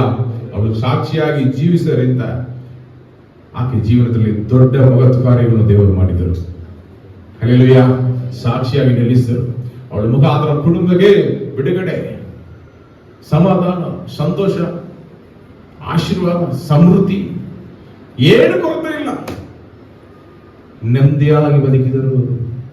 ಹಲ್ಲೆಲೂಯಾ. ಇವತ್ತು ಕೂಡ ದೇವರು ನಮ್ಮನ್ನು ಅದೇ ರೀತಿಯಲ್ಲಿ ಕರೆದಿದ್ದಾರೆ.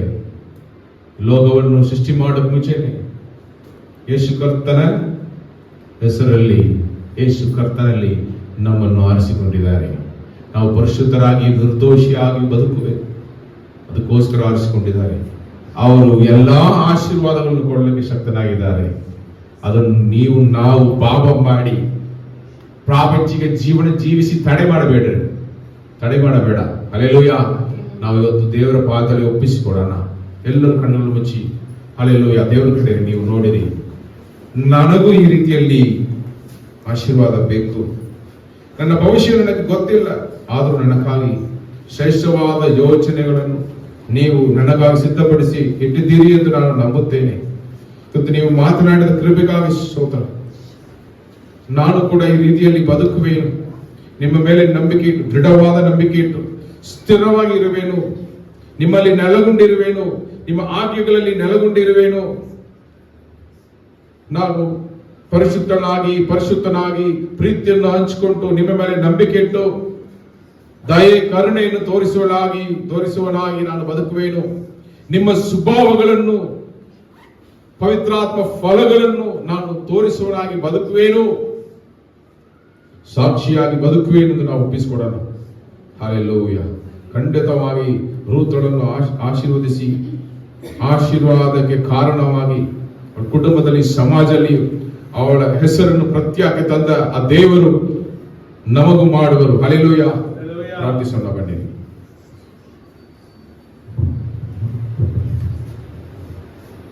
ಪರಿಶುದ್ಧನು ಮಹೋನ್ನತವಾಗಿರುವ ಆತನೇ, ಈ ಒಂದು ಒಳ್ಳೆಯ ಹೆಣ್ಮಕ್ಕಳ ದಿನದಲ್ಲಿ ಸ್ವಾಮಿ, ನಿಮ್ಮ ವಾಕ್ಯವನ್ನು ಕೇಳಲಿಕ್ಕೆ ನಮಗೆ ಕೊಟ್ಟಂಥ ಅವಕಾಶಕ್ಕಾಗಿ, ಕೃಪೆ ಕರುಣೆಗಾಗಿ, ದಯೆಗಾಗಿ ನಮಗೆ ಸ್ತೋತ್ರ ಸ್ವಾಮಿ. ರಾಜನೇ, ರೂತಳ ಥರ ಒಂದು ಒಳ್ಳೆಯ ಮಗಳಾಗಿರುವುದಕ್ಕೆ ನಮಗೆ ಹೇಳಿಕೊಟ್ಟಿದ್ರಿ ಸ್ವಾಮಿ. ನವಮಿ ಥರ ಒಂದು ತಾಯಾಗಿ ಇರುವುದಕ್ಕೆ ಹೇಳಿಕೊಟ್ರಿ ಸ್ವಾಮಿ. ವಿಶೇಷವಾಗಿ ಅಪ್ಪ, ಮಗಳ ಅಂದರೆ ಹೇಗಿರಬೇಕು, ಅವಳು ಸೊಸೆ ಆದ್ರೂ ಕೂಡ ಅವಳು ಮಗಳಾಗಿ ಬದಲಾಗಿ ತನ್ನ ಅತ್ತೆಯನ್ನು, ತನ್ನ ತಾಯಿಯನ್ನು ಅಂಟಿಕೊಂಡಳು ಎಂಬುದಾಗಿ ನಾವು ನೋಡ್ತೇವೆ ಸ್ವಾಮಿ. ರಾಜನೇ, ಅಪ್ಪ ತಂದೆಯೇ, ಈ ಸಮಯದಲ್ಲಪ್ಪ ಅವಳು ಅಂಟಿಕೊಂಡು ಅವಳ ಜೊತೆ ಬಂದದ್ದು ಮಾತ್ರ ಅಲ್ಲ, ಅವಳಿಗೆ ಒಂದು ಭವಿಷ್ಯವನ್ನು, ಇನಿ ಮಗುವೇ ಹಿರಿಯಕ್ಕಾಗೋದಿಲ್ಲ, ಗಂಡನು ಮಕ್ಕಳು ತೀರಿ ಹೋದಿರುವ ಪರಿಸ್ಥಿತಿಯಲ್ಲೂ ಕೂಡ ಅವಳಿಗೆ ಒಂದು ಭವಿಷ್ಯವನ್ನು ತೋರಿಸಿ ಕೈಯಲ್ಲೊಂದು ಮಗುವನ್ನು ಕೊಟ್ಟು ಆಶೀರ್ವದಿಸಕ್ಕೆ ಒಂದು ಕಾರಣಗಳಾಗಿದ್ದಕ್ಕಾಗಿ ನಮಗೆ ಸ್ತೋತ್ರ. ಎಲ್ಲರೂ ಹೇಳಿದರು, ನಹೋಮಿ ಒಂದು ಮಗುವನ್ನು ಹೆತ್ತಳು ಅದು ಹೇಳುವ ಹಾಗೆ ಸ್ವಾಮಿ, ಅವಳ ಆನಂದವನ್ನು, ಸಂತೋಷವನ್ನು ಅನುಭವಿಸಲಿಕ್ಕೆ ರೂತಳು ಒಂದು ಕಾರಣವಾಗಿದ್ದಕ್ಕಾಗಿ ನಮಗೆ ಸ್ತೋತ್ರ ಸ್ವಾಮಿ. ಅದೇ ಪ್ರಕಾರಪ್ಪ, ನಮಗೆ ಕೊಡಲ್ಪಟ್ಟಿರುವ ಸೊಸೆಗಳು, ನಮಗೆ ಕೊಡಲ್ಪಟ್ಟಿರುವ ಅಪ್ಪ ಸ್ವಾಮಿ, ಅಪ್ಪ ತಾಯಿಯಂತಲೂ ಇರಬೇಕಾಗಿ ನಾವು ಒಪ್ಪಿಸಿಕೊಡ್ತೇವೆ ಅಪ್ಪ. ಸೊಸೆಯಾಗಿ ಅತ್ತೆಯಾಗಿಲ್ಲದೆ ಮಗಳಾಗಿ ತಾಯಾಗಿರಬೇಕಾಗಿ ಒಪ್ಪಿಸಿಕೊಡ್ತೇವೆ ರಾಜ. ಅಪ್ಪ, ನಾವು ಸೊಸೆಯಾಗಿ ಮಗಳಾಗಿ ಇರುವಾಗ ತಾಯಿ ಹತ್ರ ಒಂಥರ, ಅತ್ತೆ ಹತ್ರ ಒಂಥರ ಇರದೆ ಸ್ವಾಮಿ, ಅವರನ್ನು ಸಹ ತಾಯಾಗಿ ನೋಡುವ ಒಂದು ಕೃಪೆಯನ್ನು, ಒಂದು ಸ್ವಾಮಿ ಕರುಣೆಯನ್ನು, ಸ್ವಭಾವವನ್ನು ನಮಗೆ ಕೊಡಬೇಕಾಗಿ ಒಪ್ಪಿಸಿಕೊಡುತ್ತದೆ ರಾಜನೇ. ಯೇಸುವೆ, ನಿಮ್ಮಿಂದ ಎಲ್ಲ ಸಾಧ್ಯಪ್ಪ. ನಾವು ಕೊರತೆಗಳುಳ್ಳವರೇ ಸ್ವಾಮಿ, ಆದರೆ ಎಲ್ಲ ಕೊರತೆಗಳನ್ನು ನೀಗಿಸಿ ನಿಮ್ಮ ಸ್ವಭಾವವನ್ನು, ನಿಮ್ಮ ಗುಣವನ್ನು ನಮಗೆ ನೀವು ತರಬೇಕಾಗಿ ಒಪ್ಪಿಸಿಕೊಡುತ್ತೇವೆ ಸ್ವಾಮಿ. ರಾಜನೇ ಅಪ್ಪ ರಾಜನೇ ಸ್ವಾಮಿ, ನೀವು ಹಾಗೆ ಮಾಡಲಿಕ್ಕೆ ಶಕ್ತನಾಗಿರೋದಕ್ಕಾಗಿ ಸ್ತೋತ್ರ.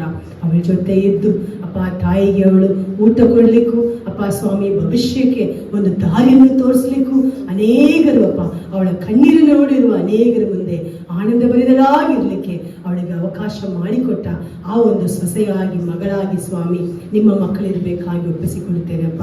ಈ ಒಂದು ವಾಕ್ಯವನ್ನು ಕೇಳಿರುವ ಎಲ್ಲ ಮಕ್ಕಳನ್ನು ಸ್ವಾಮಿ ನಿಮ್ಮ ಪಾದಕ್ಕೆ ಒಪ್ಪಿಸಿಕೊಡುತ್ತೇನೆಪ್ಪ. ರಾಜನೇ, ನಾನು ಸಹ ಈ ಥರ ಸೊಸೆಯಾಗಿಲ್ಲದೆ ನಾನು ರೂತಳ ಥರ ಒಂದು ಮಗಳಾಗಿ ಬದಲಾಗಬೇಕು ಸ್ವಾಮಿ. ನನ್ನ ಅತ್ತೆಯನ್ನು ನಾನು ತಾಯಾಗಿ ನೋಡಬೇಕಪ್ಪ, ನನ್ನ ಪ್ರೀತಿಯನ್ನು ತೋರಿಸಬೇಕಪ್ಪ, ದೇವರ ಸ್ವಭಾವವನ್ನು ನಾನು ತೋರಿಸಬೇಕು ಸ್ವಾಮಿ.